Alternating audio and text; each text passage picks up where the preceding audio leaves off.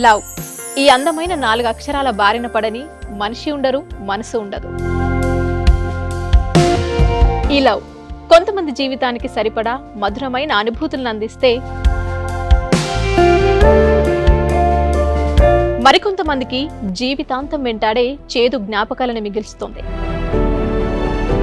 లైలా మజ్ను, పార్వతీ దేవదాస్ ఈ 2 కథల్లో మజ్ను లైలా ప్రేమ కోసం ఎంత పరితపించాడో విన్నాం.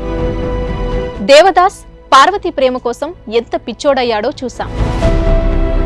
కానీ లైలా మజ్ను ప్రేమ కోసం ఎంత ఆరాటపడిందో మనం ఆలోచించలేదు. దేవదాసు దూరమయ్యాక పార్వతి పరిస్థితి ఏంటో మనం అర్థం చేసుకోలేదు. ప్రేమ నుండి పెళ్లి వరకు వెళ్ళలేకపోయినా ఎంతో మంది అమ్మాయిల బ్రేకప్ స్టోరీస్తో మీ లవ్ టుడే.